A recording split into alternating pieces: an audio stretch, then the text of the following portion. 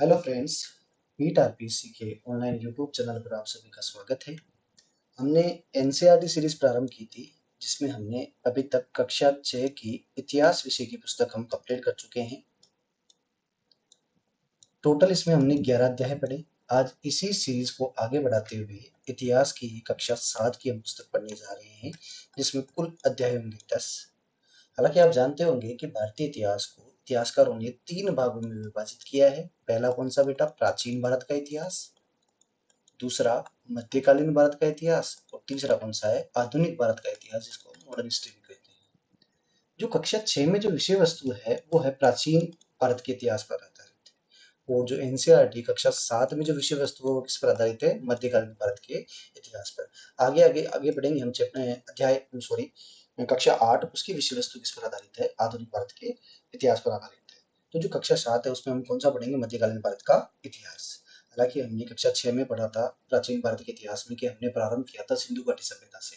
सिंधु घाटी सभ्यता से हम प्रारंभ करते हैं और अंत में जाकर हम जैसे सिंधु घाटी हमने पढ़ लिया, बौद्ध धर्म, जैन धर्म, महाजनपद काल, मौर्य साम्राज्य, सुंग, सातवाहन वंश, उसके अलावा जैन धर्म के बारे में हमें कुछ जानकारियां प्राप्त होती है। कुछ बौद्ध धर्म के हमारे को स्तूपों की जानकारी प्राप्त होती है। तो कौन सी कक्षा में प्राप्त होती है? सारी की सारी कक्षा 6 में। टोटल उसके हमने जो चैप्टर पढ़े थे वो कितने पढ़े थे? 11। अभी तक जिन विद्यार्थियों ने कक्षा 6 के वीडियोस नहीं देखे हैं तो वो प्लेलिस्ट में जाकर एनसीईआरटी कक्षा 6 हिस्ट्री की बुक्स के जितने भी आप देखिए वीडियो हैं वो देख सकते हैं। उसके अलावा हम आज जो चैप्टर या जो सीरीज प्रारंभ कर रहे हैं कक्षा 7, उसमें हम टोटल चैप्टर कितने पढ़ रहे हैं? 10। पहला जो चैप्टर है एक बार हम देख लेते हैं कौन कौन से हैं। पहला है हजारों वर्षों के दौरान हुए परिवर्तनों की पड़ताल। दूसरा है नए राज्य व उनके राज्य। तीसरा है दिल्ली के सुल्तान। चौथा है मुगल साम्राज्य। ये दोनों वैसे तो मोस्ट इंपोर्टेंट है, हालांकि इंपोर्टेंट सारे ही हैं हमारे एग्जाम के पॉइंट ऑफ व्यू से। मुख्यतः आपने देखा होगा कि जितने भी जैसे रीट वैकेंसी आ गई, या आप थर्ड ग्रेड देख लीजिए, या even second grade, first grade, CET, सब में ज़्यादातर एनसीईआरटी से ही क्वेश्चन पूछे जाते हैं। तो उनमें थोड़ा ये इतिहास की विषय वस्तु भी मोस्ट इंपोर्टेंट है। उसके अलावा शासक व उनसे संबंधित इमारतें हम पढ़ेंगे। उनसे संबंधित हम नगर, व्यापारी व शिल्पजन के बारे में हम पढ़ेंगे। उसके अलावा उस समय की जनजातियाँ, खाना बदोश, एक जगह बसे हुए समुदायों के बारे में आपको इससे जानकारी मिलती है। अध्याय 8 बताता है कि ईश्वर से अनुराग। अध्याय 9 क्षेत्रीय संस्कृतियों का निर्माण कैसे हुआ था। अध्याय 10 बताता है हमारे को 18वीं शताब्दी में नए राजनीतिक गठन कैसे कैसे स्थापित होते हैं। तो ये टोटल मिडाइवल हिस्ट्री में हम टोटल चैप्टर कितने पढ़ने जा रहे हैं? 10। तो बिना देरी के हम वीडियो प्रारंभ करते हैं। आज हम चालू करेंगे अध्याय 1 कक्षा 7 का हजारों वर्षों के दौरान हुए परिवर्तनों की पड़ताल। जो पहला जो टॉपिक एनसीईआरटी में बता रखा है अध्याय 1 में वो कौन सा है? नई और पुरानी शब्दावली। 13वीं शताब्दी में जब फारसी इतिहासकार मिनहाज ए सिराज, के नाम बेटा मिनहाज ए सिराज, अपने हिंदुस्तान शब्द का प्रयोग किया था तो उसका आशय पंजाब, हरियाणा, गंगा यमुना के बीच स्थित इलाकों से किया था। तो हमने पढ़ा था कि प्राचीन काल में भी सिंधु क्षेत्र को हिंदू क्षेत्र कहा जाता था फारसियों के द्वारा, क्योंकि फारस में सह की जगह शब्द आता है कौन सा? है। से का उच्चारण वो कैसे करते हैं? इस कारण भाई सिंधु को उन्होंने क्या नाम दिया था? हिंदू।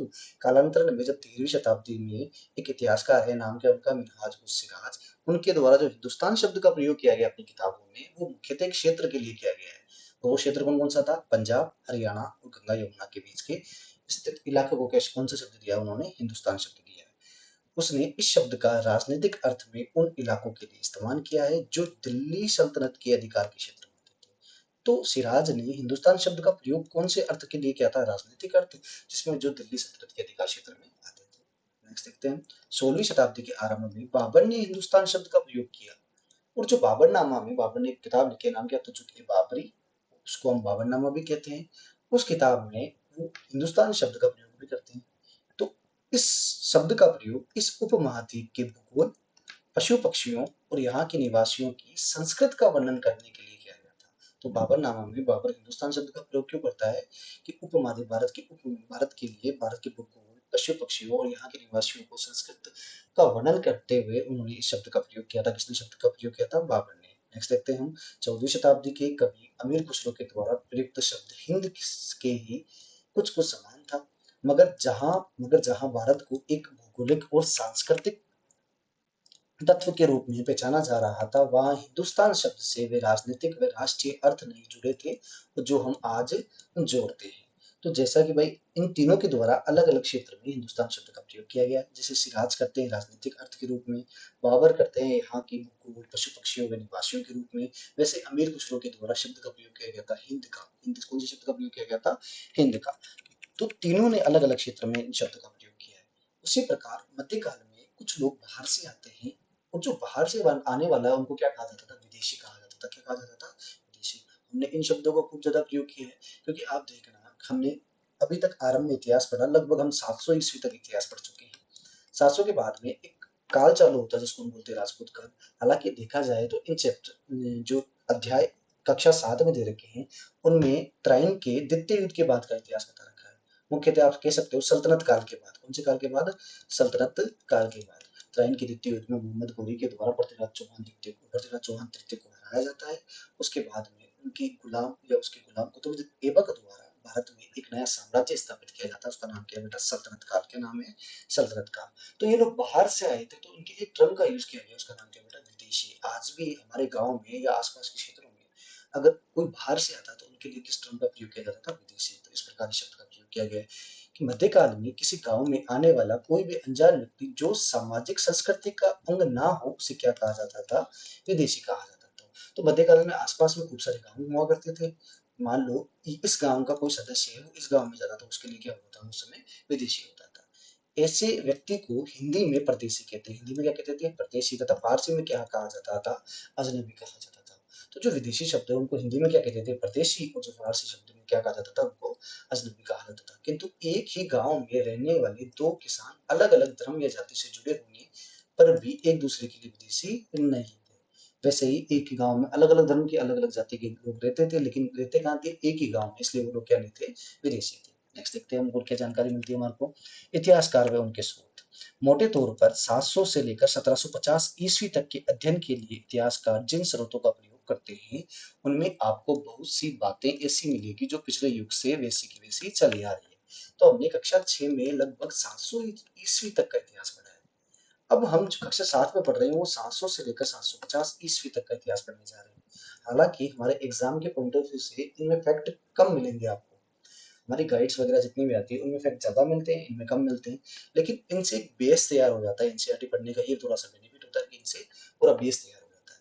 तो इसलिए मैं रिकमेंड करूंगा कि आप जितनी भी हमारी वीडियो है वो रेगुलर देखें। उसके अलावा हम कोशिश करेंगे कि थोड़े दिनों बाद में आपके लिए एक ऑब्जेक्टिव सीरीज भी लेके आएंगे हम एनसीईआरटी पर आधारित। तो चैनल को लाइक कीजिए, सब्सक्राइब कीजिए और शेयर कीजिए। आगे देखते हैं। इतिहासकार इस काल के बारे में सूचना इकट्ठी करने के लिए अभी भी सिक्कों, शिलालेखों, स्थापत्य, भवन निर्माण कला, लिखित सामग्री पर निर्भर करते थे, पर कुछ बातों पहले से काफी भिन्न थी। तो 700 से लेकर 750 ईस्वी जिसमें मध्यकालीन भारत का इतिहास कहते हैं उसमें इतिहासकार अभी भी सेम उन्हीं पर आधारित थे। इतिहास के लिए किस पर बेटा? एक तो सिक्के, दूसरा शिलालेख, तीसरा स्थापत्य, भवन स्थापत्य कला और लास्ट कौन सा था? लिखित सामग्री पर आधारित थे। लेकिन थोड़ा बहुत इनमें चेंजेस देखने को मिलता है जो हम देखते हैं मेडाइवल में क्या क्या चेंज होता है। इस युग में प्रमाणिक लिखित सामग्री की संख्या और विद्वता आश्चर्यजनक रूप से बढ़ गई। इसके आगे इतिहासकार सूचनाओं के दूसरे प्रकार के स्रोतों का इस्तेमाल धीरे धीरे करना कम करने लग गए थे। तो इसके बाद में हम देखते हैं 700 ईस्वी के बाद में जो इतिहासकार थे वो लिखित सामग्री पर आधारित हो गए थे, क्योंकि इन लिखित सामग्री या इन किताबों की या पुस्तकों की या ग्रंथों की जानकारी या संख्या उनकी सर्वाधिक बढ़ गई थी। क्यों बढ़ गई थी इसका भी खूब रीजन दिया जाता है कि मेडाइवल में क्या कारण थे कि लिखित सामग्री की जानकारी सर्वाधिक मिलती है। क्योंकि इस समय के दौरान कागज क्रम से सस्ता हो गया था और बड़े पैमाने पर यह उपलब्ध होने लगा था। लोग धर्म ग्रंथ, शासकों के वृत्तांत, संतों का लेखन, उपदेश, अर्जियां, अदालतों के दस्तावेज, हिसाब, करों के खाते आदि लिखने में इसका प्रयोग करने लगे थे। जैसा कि हमने पिछली कक्षा में पढ़ा कि चीन में कागज का आविष्कार होता है, उसके बाद में वो जापान जाता है, दक्षिण कोरिया या कोरिया में जाता है और उसके बाद पश्चिम एशिया में बगदाद में जाता है। बगदाद के बाद में वो उपमहाद्वीप भारत में कागज सबसे पहले प्रवेश करता है। तो मध्यकालीन जब 7वीं शताब्दी है उसके बाद में कागज सस्ता हो गया था। इसके कारण क्या हुआ कि लोगों के द्वारा अत्यधिक बड़े पैमाने पर इसका उपयोग करने लगे थे, वो कागज का उपयोग करने लगे थे। कालांतर में इन्हीं को साक्ष्य बनाकर इतिहास का रूप दिया गया है। धनी व्यक्ति, शासक, जनमत तथा मंदिर पांडुलिपियां एकत्रित किया करते थे। तो मंदिर की धनी व्यक्तियों के द्वारा किनको इकट्ठा किया जाता था? पांडुलिपियों को। इन पांडुलिपियों को पुस्तकालय व अभिलेखागारों में रखा जाता था। तो जितनी भी ये पांडुलिपियां थी वो मुख्यतः अभिलेखोकारों में या पुस्तकालयों में रखा जाता था। इन पांडुलिपियों तथा दस्तावेजों से इतिहासकारों को बहुत सारी विस्तृत जानकारी मिलती है, मगर साथ ही इनका उपयोग भी कठिन हो गया था। अभिलेखागार क्या होता है, एक बात देखते हैं। ऐसा स्थान जहां दस्तावेज और पांडुलिपियों को संग्रहित किया जाता है। आप सभी राष्ट्रीय व राज्य सरकारों के अभिलेखागार होते हैं, जहां वे अपने तमाम पुराने सरकारी अभिलेख व लेन-देन के ब्यौरे व रिकॉर्ड रखते हैं। ऐसा स्थान अभिलेखागार क्या होता है? ऐसा स्थान जहाँ दस्तावेज व पांडुलिपियों का संग्रहण किया जाता है। आपने देखा होगा आपके आसपास आज भी हर जिले, हर राज्य में, हर राष्ट्र में लगभग सभी जगह अभिलेखागार होते हैं। वहां पर वो क्या करते हैं कि जितने भी पुराने सरकारी अभिलेख है, लेन-देन है, उनका रिकॉर्ड रखते हैं।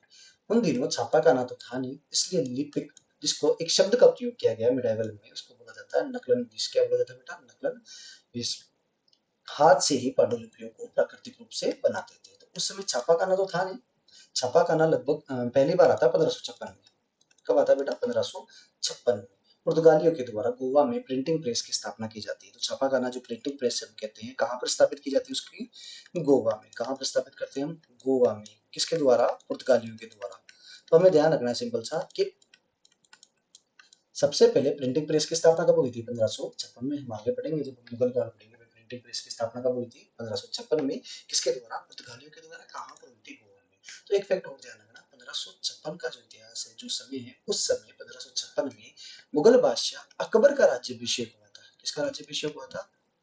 अकबर का राज्याभिषेक हुआ था। तो ये दोनों पॉइंट इंपॉर्टेंट है। एक साइड उत्तर भारत में अकबर का राज्याभिषेक हो रहा था, दूसरी साइड क्या बन रही थी?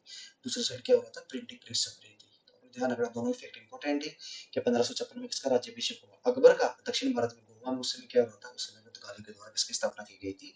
प्रिंटिंग प्रेस की स्थापना की गई थी। नेक्स्ट देखते हैं हम। प्रतिलिपियां बनाते हुए लेखक छोटे मोटे फेरबदल करते चलते थे। कहीं कोई शब्द, कहीं कोई वाक्य, सभी दर सदी प्रतिलिपियों को भी प्रतिलिपियां बनती रही और अंततः एक ही मूल ग्रंथ की भिन्न भिन्न प्रतिलिपियां एक दूसरे से बहुत अलग हो गई थी। तो कालांतरण में क्या हुआ? लिपक जितने भी थे उनके द्वारा प्रतिलिपियों में कुछ शब्दों का फेरबदल किया गया, कुछ वाक्यों का फेरबदल कर दिया। टाइम निकलता गया और वो सारी प्रतिलिपियां मूल ग्रंथ के रूप में अलग अलग भिन्न भिन्न भागों में विभाजित हो जाती है। इससे बड़ी गंभीर समस्या उत्पन्न हो गई, क्योंकि आज हम लेखन की मूल पांडुलिपि शायद ही कहीं से मिलती है। तो इतनी ज्यादा प्रतिलिपियां बन गई थी कि जो मूल कॉपी थी उनका मिलना अब संभव नहीं हुआ। हम बाद में लिपियों के द्वारा बनाई गई प्रतिलिपियों पर पूर्ण रूप से निर्भर रहना पड़ता है। इसलिए इस बात का अंदाजा लगाने के लिए मूलतः लेखक ने क्या लिखा था, इतिहासकारों को एक ही ग्रंथ की विभिन्न प्रतिलिपियों का अध्ययन करना पड़ता है। तो इतनी ज्यादा प्रतिलिपियां स्थापित हो गई कि इतिहासकारों को अलग अलग लेखकों की अलग अलग प्रतिलिपियां पढ़नी पड़ती है। नेक्स्ट देखिए, लिखावटों की भिन्न भिन्न प्रकार की शैलियों के कारण फारसी अरबी पढ़ने में कठिनाइयां हो सकती थी। तो एनसीईआरटी में दो शैलियां मिलती है हमारे को लिखावटों से संबंधित। एक का नाम है नस्तलिक लिपि, जो बाईं ओर है, वर्ण जोड़कर धारा प्रवाह के रूप में लिखे जाते थे। एक बार में हमारे पास इसकी फोटो होगी। ये नस्तलिक लिपि है। कौन सी लिपि है? नस्तलिक लिपि। एक हमारे को एक और लिपि मिलती है जो फारसी व अरबी के जानकारों के लिए इस लिपि को पढ़ना आसान होता था। कौन सी लिपि को? नस्तलिक लिपि को। उसके अलावा एक और शिकस्त लिपि, जो दाईं और अधिक संस्कृत व सघन कठिन लिपि होती है। तो ये वाला जो आप देख रहे होंगे, ये कौन सी है? शिकस्त लिपि है। ये दोनों लिपियां उस समय की प्रचलित लिपियां थी। नेक्स्ट देखते हैं हम। नए सामाजिक व राजनीतिक सन 1700 से लेकर 700 से लेकर 750 के मध्य हजार वर्षों में बड़े पैमाने पर अनेक तरह के परिवर्तन हुए। इस काल में अलग अलग समय पर नई प्रौद्योगिकी का दर्शन होते हैं, जैसे सिंचाई में हेड का प्रयोग, कताई में चरखी का प्रयोग, युद्ध में आग्नेय शस्त्रों का प्रयोग, बारूद वाले हथियारों का इस्तेमाल प्रारंभ हो गया था। तो जैसे जैसे समय बीतता गया, प्राचीन काल में हथियार भी उन्नत होते गए। और हमने तो वैसे भी देखा था लास्ट 3 कक्षा में थे कि सिंधु घाटी सभ्यता में हलों का जो प्रयोग किया जाता था, उस समय लकड़ी या मिट्टी के हल बनाए जाते थे। कालांतरण में समय बीतने के बाद में उन्हीं हलों में परिवर्तन आया और परिवर्तन के दौरान लोहे की खोज हुई और हल किसके बनने लग गए थे? लोहे के। उसी प्रकार अब हम मध्यकालीन इतिहास में 700 से लेकर 750 700 से लेकर साढ़े 1750 के बीच में लगभग हजार वर्षों के बीच में कृषि के रूप में भी मैंने खूब सारा परिवर्तन देखने को मिलता है, जिसमें पहला सिंचाई के लिए कौन सा रहट, कताई में कौन सा चरखे आदि और हथियारों का भी प्रयोग आरंभ हो गया था। इस उपमहाद्वीप में नई तरह की खान पान भी आया, जैसे आलू आता है, मक्का, मिर्च, चाय, कॉफी। ये नए जितने भी विदेशी थे वहां से खान पान आए थे। ये तमाम परिवर्तन, नई प्रौद्योगिकियां वे उन फसल उन लोगों के साथ आए जो नए विचार भी लेकर आए थे। परिणाम स्वरूप यह काल आर्थिक, राजनीतिक, सामाजिक व सांस्कृतिक परिवर्तनों का भी काल रहा है।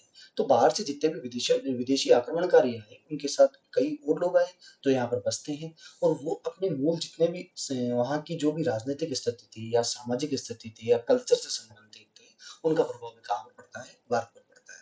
इस उपमहाद्वीप में अपार संपदा और अपना भाग्य बढ़ने के लिए अपार संभावनाएं मौजूद थी। मध्यकाल में जिन समुदायों का महत्व बढ़ा, उनमें राजपूत प्रमुख थे। तो 7वीं से लेकर 11वीं शताब्दी को वैसे भी कौन सा काल कहा जाता है बेटा? राजपूतों का काल कहा जाता है। एक बार हम देखते हैं राजपूत क्या थे क्या नहीं थे।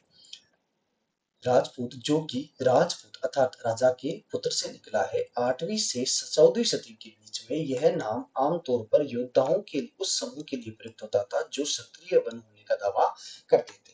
राजपूत शब्द के अंतर्गत केवल राजा और सामंत वर्ग ही नहीं, बल्कि सेनापति व सैनिक भी आते थे, जो पूरे उपमहाद्वीप में अलग अलग शासकों की सेनाओं में सेवा करते थे, अलग अलग शासकों की सेवा में सेवारत थे। तो जो राजपूत शब्द है वो मुख्यतः किससे आया है? राजा का पुत्र। 8वीं से लेकर 14वीं शताब्दी उन योद्धाओं के समूह के लिए राजपूत शब्द का प्रयोग किया जाता था जो स्वयं को कौन से वंश से बताते थे? क्षत्रिय वंश से बताते थे। ये केवल राजा या सामंत ही नहीं होते थे, बल्कि सेनापति भी, सैनिक भी के शब्द का प्रयोग करते थे, वो राजपूत शब्द का प्रयोग करते थे। कवि और चारण राजपूतों की आचार संहिता, प्रबल पराक्रम व स्वामी भक्ति का गुणगान करते थे। इस युग में राजनीतिक दृष्टि से महत्व हासिल करने का अवसरों का लाभ मराठा, सिख, जाट, अहोम मुख्यतः असम वाले क्षेत्र में, कायस्थ मुख्यतः लिपक में मुंशियों का कार्य करने वाली जाति को क्या कहा जाता है? कायस्थ। ये थोड़ा सा इंपॉर्टेंट है, कई बार पूछा होगा कि मध्यकालीन इतिहास में दीपक में मुंशियों का कार्य करने वाली जाति को क्या कहा जाता था? कायस्थ कहा जाता था। आदि समूह ने भी उठाया था। तो जो राजपूतों की जो प्रशंसा या पराक्रम या जिन पर किताबें लिखी जाती थी, वो किनके द्वारा लिखी गई थी? चारण कवियों के द्वारा। उनके अलावा इसका फायदा कौन कौन उठाते हैं? तो मराठा, सिख, जाट, अहोम और साथ में कौन थे? कायस्थ आदि समूह के द्वारा इनका फायदा उठाया गया था। नेक्स्ट देखते हैं। इस पूरे काल के दौरान जंगलों की कटाई हो रही थी और खेती का इलाका बढ़ता जा रहा था। कुछ क्षेत्रों में यह परिवर्तन अन्य क्षेत्रों की अपेक्षा अधिक तेजी से और पूरे तौर पे हुए। पर्यावरण में परिवर्तन के कारण कई वनवासियों को मजबूर होकर अपना स्थान छोड़ना पड़ा और वनवासी जमीन की जुताई करने लगे। वे क्या बन गए थे? कृषक बन गए थे। तो इसी क्षेत्र में परिवर्तन काफी तेजी से होते हैं। कौन से सेक्टर में? एग्रीकल्चर सेक्टर में मुख्य देखा जाए तो किसमें? कृषि वगैरह क्षेत्र में खूब ज्यादा परिवर्तन होते हैं।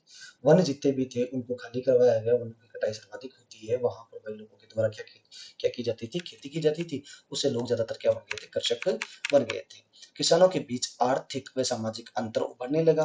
कुछ के पास ज्यादा उपजाऊ जमीन होती थी, कुछ लोग मवेशी भी पालते थे और कुछ लोग खेती से खाली समय में दस्तकारी आदि का काम भी कर लेते थे। तो इससे क्या हुआ? कुछ लोगों के पास उपजाऊ जमीन थी तो कुछ लोगों के पास बंजर भूमि थी। अब उत्पादन में दोनों में डिफरेंस आता है। उससे क्या हुआ? उससे जो समाज था उसमें आर्थिक व सामाजिक अंतर होने लगा। कुछ किसान थे वो अधिक तथी हो गए, कुछ किसान थे वो निम्न स्तर पर आ जाते हैं। जैसे जैसे समाज में अंतर बढ़ने लगे, लोग जातियां व उपजातियों में बांटे जाने लगे। उनकी पृष्ठभूमि और व्यवसाय के आधार पर उन्हें समाज में ऊंचा व नीचा दर्जा दिया जाने लगा। ये दर्जे स्थायी नहीं थे। किसी जाति विशेष के सदस्यों के हाथों में कितनी सत्ता, प्रभाव व संसाधनों का नियंत्रण है, इस आधार पर उसके दर्जे बदलते रहते थे। तो जो आर्थिक व सामाजिक अंतर आया किसानों के मध्य, उससे क्या हुआ कि जो जातियां थी, हम प्राचीन काल में कक्षा 6 में पढ़ते हैं कि जो जातियां थी वो जातियां अब किसमें बढ़ गई थी? उपजातियों में विभाजित हो गई थी। राजपूतों में भी जैसे खूब जातियां होती है, या जाट समुदाय में भी खूब सारी जातियां होती है, तो उनमें से भी खूब सारी उपजातियां निकलने लग गई। अब दर्जा आज भी समाज के द्वारा उसी क्षेत्र में दर्जा दिया जाता है, उस समय भी समाज के द्वारा दर्जा दिया जाता था। कुछ जातियां जिनको उच्च दर्जा देते हैं, कुछ जातियां जिनको निश्चित रूप से दर्जा दिया जाता था। अपने सदस्यों के व्यवहार का नियंत्रण करने के लिए जातियां स्वयं अपने नियम बनाती थी। इन नियमों का पालन जाति के बड़े बुजुर्गों की एक सभा करवाती थी, जिसे कुछ इलाकों में जाति पंचायत कहा जाता था। इसके अलावा गांव का मुखिया का शासन होता था। तो जितनी भी ये उपजातियां थी, उनके लिए जो नियम बनाते थे वो बड़े बुजुर्ग बनाते थे। बड़े बुजुर्गों के द्वारा प्रतिवर्ष सभा का आयोजन होता था, जिसे क्या कहा जाता था? जाति पंचायत कहा जाता था। नेक्स्ट देखते हैं। क्षेत्र और साम्राज्य। चोल, तुगलक व मुगल जैसे बड़े बड़े राज्यों के अंतर्गत कई सारे क्षेत्र आ जाते हैं। दिल्ली के सुल्तान गयासुद्दीन बलबन, जिनका समेत हुआ टोटल बेटा कब से कब तक है, 1266 से लेकर 1287। गयासुद्दीन बलबन की प्रशंसा में एक संस्कृत प्रशस्ति में उसे एक विशाल साम्राज्य का शासन बताया गया था। तो दिल्ली में कुतुबुद्दीन ऐबक के बाद में शासक बनते हैं इल्तुतमिश। कौन बनते हैं? इल्तुतमिश। और उसके बाद में जो शासक बनता है वो कौन बनता है? जैसे देखा जाए तो बीच में खूब सारे शासक थे, लेकिन उसके बाद में जो मेन शासक बनता है वो कौन बनता है? गयासुद्दीन बलबन। बलबन के द्वारा एक वंश चलाया जाता है। गुलाम वंश के अंतर्गत ही हम कई बार पढ़ते हैं कि गुलाम वंश में भी 3 उपवंश थे। कितने उपवंश थे? 3। एक का नाम है कुतुबुद्दीन ऐबक पे आधारित कौन सा वंश है बेटा? कुतुबी वंश। कौन सा वंश है? कुतुबी वंश। दूसरा है इल्तुतमिश पे आधारित शमशी वंश। और तीसरा है बलबन पर आधारित कौन सा वंश है? बलबनी वंश। कौन सा वंश है? बलबनी वंश। तो कई बार इनमें सवाल आता है। कुतुबी वंश के संस्थापक कौन थे? कुतुबुद्दीन ऐबक। शमशी वंश के इल्तुतमिश। और बलबनी वंश के संस्थापक कौन थे? बलबन। तो बलबन का टाइम कब से कब तक है? 1266 से लेकर 1287 के मध्य। जो बलबन का साम्राज्य बताया गया वो एक बार हम देखते हैं। जो पूरब में बंगाल जहां मुख्यतः कौन सा वंश था? गोंड से लेकर पश्चिम में अफगानिस्तान की गजनी, जिसको गजन शब्द का भी प्रयोग किया जाता है, गजनी तक फैला हुआ था, जिसमें संपूर्ण दक्षिण भारत द्रविड़ भी आ जाते थे। गोंड, आंध्र, केरल, कर्नाटक, महाराष्ट्र और गुजरात आदि भिन्न भिन्न क्षेत्रों में भिन्न भिन्न क्षेत्र के लोग उसकी सेना के आगे बलिदान कर जाते थे। तो ये किसके बारे में बताया गया था? गयासुद्दीन बलबन के बारे में हमें जानकारी मिलती है। इतिहासकार विजय अभियानों के दावों को भी अतिशयोक्तिपूर्ण मानते थे। सन 1700 तक कई क्षेत्रों में अपने अपने भौगोलिक आयाम तय हो चुके थे और उनकी अपनी भाषा तथा सांस्कृतिक विशेषताएं स्पष्ट हो गई थी। ये क्षेत्र विशेष शासक राजवंशों से भी जुड़े गए और इन राज्यों के बीच में काफी टकराव भी चलते थे। तो सन 700 ईस्वी तक आते आते अलग अलग भौगोलिक क्षेत्रों में अलग अलग राजवंश उत्पन्न हुए। अब उनमें आपस में टकराव प्रारंभ हो जाता है।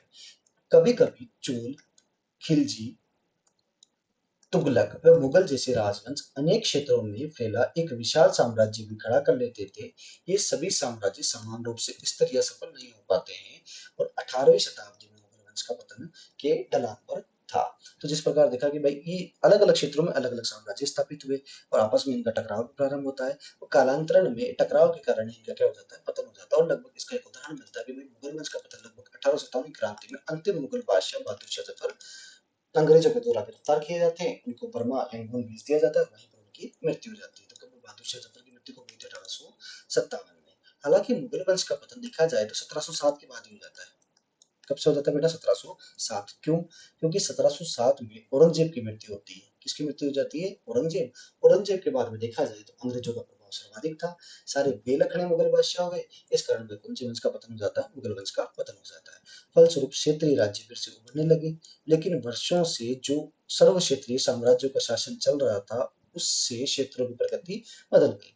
उन पर कई छोटे बड़े राज्यों का शासन चलता रहा और उन्हीं राज्यों की बहुत सी बातें इस उपमहाद्वीप के अधिकतर भाग पर फैले इन क्षेत्रों को विरासत में मिल गई। तो हम देखते हैं जैसे मुगल वंश का पतन होता है उसके बाद क्षेत्रीय शक्तियां बढ़ती हैं।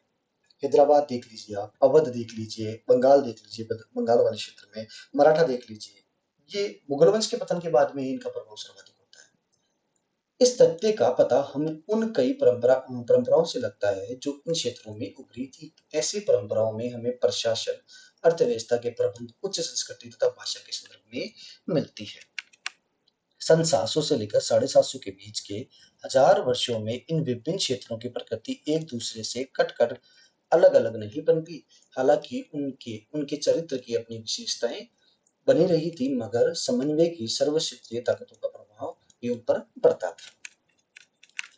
ये एक थोड़ा सा आपने देखिए जो एनसीईआरटी में दे रखा है, ये मोहम्मद बिन तुगलक के समय का साम्राज्य है। ये मोहम्मद बिन तुगलक का साम्राज्य बताया जाता है, जिसमें ये फर्स्ट रोमन सिंह के जो नंबर लिख रखे हैं फर्स्ट सेकंड, ये पूरा इनके साम्राज्य का प्रदर्शन किया जाता है कि भाई किस प्रकार से मोहम्मद बिन तुगलक का साम्राज्य संपूर्ण भारत में फैला था। आप देखिए ये अफगानिस्तान वाला पूरा बेल्ट, ये बलूचिस्तान, इधर देखिए आप असम अहोम तक, इधर आप देखिए दक्षिण भारत तक किसका साम्राज्य फैला हुआ था? मोहम्मद बिन तुगलक का साम्राज्य फैला हुआ था, जिसके बारे में हमें जानकारी कौन देते हैं एक बार देखते हैं। तो मिस्र के एक विद्वान है, नाम है उनका शिहाबुद्दीन उमरी। क्या नाम बेटा? शिहाबुद्दीन उमरी। कहाँ के विद्वान है? मिस्र के एक विद्वान है, नाम क्या है उनका? शिहाबुद्दीन उमरी। इनके द्वारा रचित एक किताब जिसका नाम क्या है? मसालिक उल अबसर। वापस समझना एक बार। मिस्र के एक विद्वान है जिनका नाम क्या है? शिहाबुद्दीन उमरी। इनके द्वारा एक किताब रचित की गई है, ग्रंथ की रचना की गई है, उसका नाम क्या है? मसालिक उल अबसर या ममालिक उल अल अमसर। इसके अनुसार मोहम्मद बिन तुगलक के राज्यकाल में दिल्ली सल्तनत के अंतर्गत आने वाले प्रांत निम्न थे। जो हमने ऊपर मैप में देखे वो एक हमें पुस्तक से उसकी जानकारी मिलती है। पुस्तक का नाम है मसालिक अल अबसर। राइटर कौन थे उनके? शिहाबुद्दीन उमरी। तो जो टोटल 24 प्रांतों की जानकारी मिलती है, जिसमें हम एक बार थोड़े बहुत नाम ध्यान रखना। जैसे पहला प्रांत मिलता है हमारे को, हमने पश्चिम क्षेत्र में देखा था, वो कौन सा है? सिविस्तान, उच्च, मुल्तान, कलानूर, लाहौर हो गया, समाना हो गया, कुफराम हो गया, सरस्वती हो गई, हांसी हो गई, दिल्ली, बदायूं, कन्नौज, कड़ा, अवध, बिहार, लखनौती, जाजनगर, मालवा, गुजरात, देवगिरी, तेलंगाना, तेलंग, द्वार समुद्र और कौन सा है? मालाबार। इसी को मालाबार तट भी कहा जाता है। तो टोटल कितने क्षेत्रों पर अधिकार था मोहम्मद बिन तुगलक का? 24 क्षेत्रों पर। ये पूरा साम्राज्य किसका था? मोहम्मद बिन तुगलक का। पश्चिम से लेकर पूरब तक और उत्तर से लेकर दक्षिण तक इसका साम्राज्य फैला हुआ था। मोहम्मद बिन तुगलक का। राइटर का नाम क्या था? उमरी। किताब उनसे लिखी है मसालिक अल अबसर में इसके नाम को जानकारी मिलती है। नेक्स्ट देखते हैं भाषा और क्षेत्र। सन 1318 में कवि अमीर खुसरो ने इस बात पर गौर किया कि इस देश के हर क्षेत्र में एक अलग भाषा है। जैसे सिंधी, लाहौरी, कश्मीरी, द्वार समुद्री जो मुख्यतः कहाँ पर बोली जाती है? दक्षिण कर्नाटक में, तेलंगानी आंध्र प्रदेश में, गुजरी गुजरात में, मलाबारी जो कहाँ पर है मुख्यतः? तमिलनाडु में, गोडी बंगाल में, अवधी पूर्व उत्तर प्रदेश में, हिंदलवी कहाँ पर बोली जाती है? दिल्ली के आसपास क्षेत्रों में बोली जाती है। तो ये थोड़ा बहुत आप ध्यान रखना। जैसे द्वार समुद्र पूछ सकता है, वो आपको कहाँ पर बोली जाती है? कर्नाटक में। जैसे आपसे पूछ सकता है कि वो मबारी कहाँ पर बोली जाती है? तमिलनाडु में। जैसे आपसे पूछ सकता है गोडी भाषा का प्रयोग कौन से राज्य में किया जाता है? बंगाल में। अवधी पूर्व उत्तर प्रदेश में। हिंदी भी कहाँ पर की जाती है? दिल्ली वाले के क्षेत्र में। कौन सी की जाती थी भाषा का उपयोग? हिंदी। इन भाषाओं के विपरीत एक भाषा थी, संस्कृत भी थी, जो किसी विशेष क्षेत्र की भाषा नहीं थी। यह एक प्राचीन भाषा थी जिसका उपयोग केवल प्रयोग कौन करते थे या कौन जानते थे उनके बारे में? केवल ब्राह्मण जानते थे, आम जनता नहीं जानती थी। नेक्स्ट देखते हैं पुराने और नए धर्म। इस इन हजार वर्षों के दौरान धार्मिक परंपराओं में कई बड़े परिवर्तन आए। दैविक तत्वों में लोगों की आस्था कभी कभी बिल्कुल ही व्यक्तिगत स्तर पर हो गई, मगर आमतौर पर इस आस्था का स्वरूप सामूहिक होता था। किसी दैविक तत्व में सामूहिक आस्था यानी धर्म प्राय स्थानीय समुदायों के सामाजिक व आर्थिक संगठनों से संबंधित होती थी। जैसे जैसे इन समुदायों का सामाजिक संसार बदलता गया, वैसे ही इनकी आस्थाओं में परिवर्तन आता गया। तो जो पुराने और नए धर्म लगभग 700 से लेकर 750 के मध्य, लगभग 1000 सालों के मध्य में धर्म में भी खूब सारे परिवर्तन हुए। अब लोगों के द्वारा जो दैविक तत्व था वो व्यक्तित्ववादी हो गया था। अब लोग सामूहिक रूप से आस्था पर आधारित थे। आस्था का जो समूह था, आस्था का जो स्वरूप था वो कैसा हो गया था? सामूहिक हो गया था। सामूहिक मतलब एक जो स्थानीय समुदाय है आसपास के, उनके द्वारा संगठन बनाने लगने लगे और उन संगठनों के द्वारा इन दैविक तत्वों को पूजा जाता था। इसके दौरान धार्मिक परंपराओं में कई बड़े परिवर्तन आए। हिंदू धर्म में कई सारे देवी देवताओं का उद्भव हुआ। राजाओं के द्वारा मंदिर का निर्माण, समाज में पुरोहित के रूप में ब्राह्मणों का बढ़ता महत्व, बढ़ती सत्ता आदि। इसी समय लगभग 1000 सालों में हिंदू धर्म में भी खूब सारे चेंजेस आते हैं। पहले त्रिदेव को पूजा जाता था प्राचीन काल में, उसके बाद में अब देवी देवताओं के खूब सारे रूप मिलते हैं हमारे को। उसके अलावा राजाओं के द्वारा अब मंदिरों का निर्माण किया जाता था। प्राचीन काल में पुरोहितों का प्रभाव सर्वाधिक था। अब प्रभाव में कौन आ गए थे? ब्राह्मण आ गए थे और ब्राह्मणों का महत्व बढ़ता है, जिससे केवल ब्राह्मणों की सत्ता स्थापित होती है। नेक्स्ट देखते हैं हम संस्कृत ग्रंथों के ज्ञान के कारण समाज में ब्राह्मणों का बड़ा आदर होता था। इनके संरक्षक नए नए शासकों जो स्वयं की प्रतिष्ठा की चाह में थे, इन संरक्षकों का समर्थन होने के कारण समाज में इनका दबदबा भी बढ़ गया था। तो हमने जैसे पढ़ा कि भाई आसपास की जितनी भी क्षत्रिय शक्तियां थी उनमें अलग अलग लैंग्वेजेस, अलग अलग भाषाएं थी। उनमें एक भाषा सबसे अलग है, उसका नाम है संस्कृत। और संस्कृत भाषा उस समय आम जनता के द्वारा प्रयोग में नहीं की जाती थी, केवल ब्राह्मण वर्ग इसको जानता था। अब ब्राह्मणों का आदर सत्कार और ज्यादा बढ़ गया और राजा महाराजाओं के द्वारा उनको संरक्षण प्रदान किया गया। उससे ब्राह्मणों का कद समाज में और भी ज्यादा बढ़ता गया था। यह वह युग था जिसमें इस उपमहाद्वीप में नए नए धर्मों का भी आगमन हुआ। कुरान शरीफ का संदेश भारत में पहले पहले 7वीं सदी में व्यापारी व प्रवासियों के जरिए पहुंचा। मुसलमान कुरान शरीफ को अपना धर्म ग्रंथ मानते हैं, केवल एक ही ईश्वर की सत्ता को ही स्वीकार करते थे। तो इसी समय आप देखिए उपमहाद्वीप के क्षेत्र में नए नए धर्मों का प्रचार का आगमन होता है। जैसे इस्लाम से मुसलमानों की जो इस्लाम की शक्तियां थी वो यहाँ पर आते हैं और व्यापारी और जो बाहर के जो विदेशी थे उनके द्वारा इस्लाम का भी प्रचार प्रसार किया गया और उनके धार्मिक ग्रंथ कुरान शरीफ के बारे में इनके द्वारा बताया गया था। उसी प्रकार ईसाई धर्म का भी प्रचार प्रसार करने के लिए काफी लोग आते हैं, जैसे हम पढ़ते हैं सबसे पहले पुर्तगाली आए थे, उनके द्वारा भी गोवा के आसपास के क्षेत्र में खूब ज्यादा कौन सा ईसाई धर्म का भी प्रचार प्रसार किया गया था। हिंदू धर्म की ही बातें इस्लाम के अनुयायी भी अपने अपने धर्म की अलग अलग तरह से व्याख्या करते हैं। मुसलमानों में कुछ शिया थे जो पैगंबर साहब के दामाद अली को मुसलमान का विधि सम्मत नेता मानते थे, तो कुछ सुन्नी थे जो खलीफाओं के प्रभुत्व को भी स्वीकार करते थे। तो इसमें आपने देखा होगा इस्लाम धर्म में भी पैगंबर पैगंबर साहब की मृत्यु के बाद में दो शाखाएं स्थापित होती है। एक तो कौन सी बेटा शिया, एक कौन सी होती है सुन्नी। तो जो शिया शाखा थी उनके प्रवर्तक थे उनके दामाद अली, वो जो सुन्नी शाखा है उनके प्रवर्तक थे अबू बकर। क्या नाम है बेटा? अबू बकर। ये दोनों शाखाएं अलग अलग स्थापित हुई। अबू बकर जो के द्वारा जो शाखा चलाई गई है वहां से एक शब्द निकल के आता है खलीफा। खलीफा बेसिकली कहा जाए तो मुसलमानों का सबसे बड़ा धर्म गुरु उसको क्या कहा जाता है? खलीफा कहा जाता है।